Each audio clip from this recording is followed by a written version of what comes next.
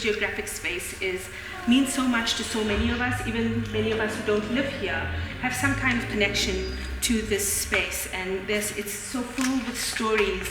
But the idea really behind this is for us to tell each other's stories, but also to reassert our own agency in our own narratives. We are going through a process where we are realizing the need for decolonization in all our institutions in the country.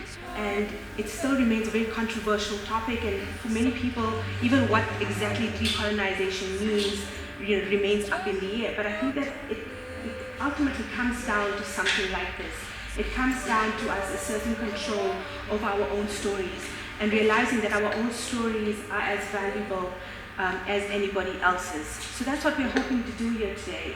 We want to tell stories, no matter how mundane they are, no matter how convoluted they may sound, but I think that all of us come with a story. We are human because we have stories. We want to have a free-flowing conversation as much as we want to tell stories as well. We're going to hand over to Yasmin, who is a heritage expert, and she's going to talk about the history of the area to get us started. But we are all part of that story, and the story of Mayfair is one that's being made as we speak. So that's why I want everybody to give their voice into how are you part of the story that is the greater Mayfair area. So Mayfair, Fordsburg, Mayfair West, Langlaagte, it's kind of this area that we have a connection to, and assert what is your part of that story. So I think we'll start with Yasmin. We have a few people who have prepared stories, and then everybody else will contribute as well. Yasmin, I think you have the beauty of taking us back in time, telling us why this place is so important. I'm actually an architect, so I'm going to start off really talking about how Fordsburg actually started. And it's really one of the earliest townships and actually suburbs that got developed in Johannesburg. And I'm sure you all know Johannesburg officially got founded in 1886, and already in 1888 Fordsburg was established, and it was developed by a private developer, so it's not government, and it's private as most things are today in Joburg, by Lewis Ford and Julius Jeffrey, so you can see where the name comes from, very original. And the land was acquired because it was very close to the mines, and gold had been discovered, and in fact it was quite an optimistic thing to do because no one knew how long the gold was going to last for. They thought perhaps a couple of years, maybe 10. No one realized that Johannesburg was going to become a city as we know it today. And it was part of the farm Langlaagte, which the Oosthuizen family owned a whole lot. And that's where it got bought from. And just to take you back the context, it was within Burgersdorp, it was within brickfields, and the railways, the Kazoo railway yards, as well as the different locations. So there was the Kuli location, there was the Malay location, and that was the context of Fordsburg. So Vredendorp and Pageview and all of these places are really part of the history of Fordsburg and Mayfair itself. And because it was so close to the mines, it was really always a place which a lot of poor and working class people were attracted to. They had easy access, there was cheap opportunity and places to stay, and very soon there was a whole lot of different types of residential accommodation. There was retail, there were shops, there were workshops, there were bars, there were hotels, eating houses, and some other not so legal stuff. Because really Fordsburg had no restriction on the usage. And a lot of these hotels have rooming houses, and very soon it developed a commercial spine, which is Main Road as we know it today. And that's where the horse-drawn cart connected it to the inner city. And it had its own market square, which I'm sure everyone realizes today is the actual Fordsburg Market Square. And it even had a market building, which unfortunately is long gone. Dates from the early 1900s. And way back then, it was already a multicultural, melting pot of people. And that's how I started realizing that Fordsburg had different eras in its history. And this was really the mining camp history, which is the part that I never knew of, because that was obviously way before my time, and nothing that I really realized was happening. And this mining history has really got to do with people who had associations to the mine, or services to the people associated with the mines. So there was a lot of Afrikaans, rural immigrants who came out from the countryside to seek their fortune in the city. A lot of miners, English-speaking miners, often from places like England, Ireland, Australia.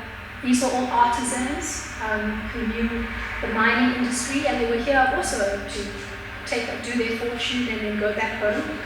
A lot of Jewish immigrants from Eastern Europe. So Fordsburg turns out also to have quite a big Jewish population. And all this culminated in a whole lot of happenings in Fordsburg. Very notable is the 1922 Rand Revolt, and that actually took place in Fordsburg Square. So it's a part of the history that I really didn't know about, so I started doing research.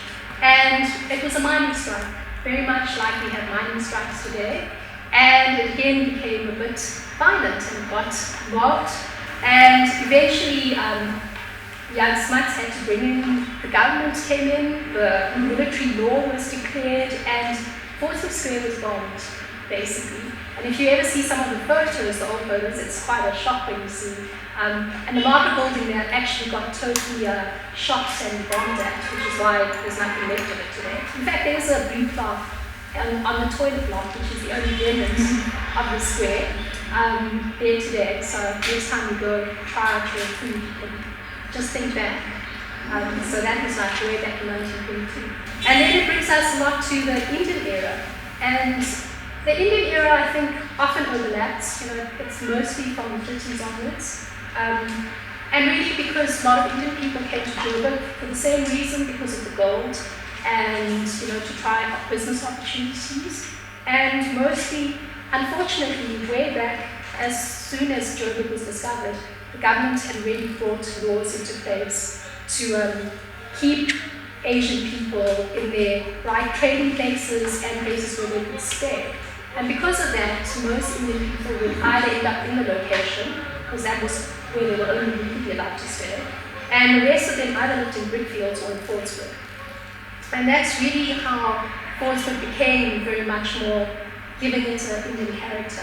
And Fordsburg had lots of defiance campaigns, even as way back as when Gandhi was here.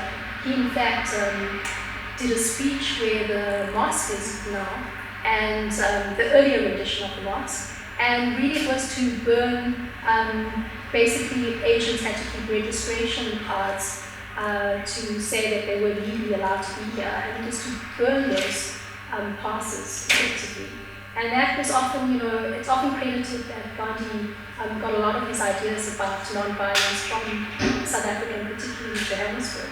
So, a lot of it is still here. A lot of these spaces are still here. We've just got to look a bit deeper to find them. And then that kind of almost brings us all the way back to post-apartheid, Fordsburg, which is from the early 90s, and with the influx of new immigrants. So now we have lots of new immigrants, as we know, like from South Asia, so lots of people from Pakistan, from India, from Bangladesh, and the rest of Africa, as we know, people from all over South Africa, from Africa itself, and coming into an established suburb, coming into established communities, and finding their own places and spaces in the city. And what I find very interesting is Fordsburg has actually always been a suburb and a place of immigrants. Throughout, from the beginning, right to now. And all these people, although they've been transient and shifting communities, They've all found places which are important to them and hopefully have had some sort of significant features to them. And it's interesting to see what fabric, street fabric, is actually still present today, and perhaps really what's full of memory to all these spaces. And the creation of new spaces, new memories that people are making out of these spaces. And really, that's the big thing, to retain the character of Fordsburg, and that's creating new memories for future communities and immigrants coming.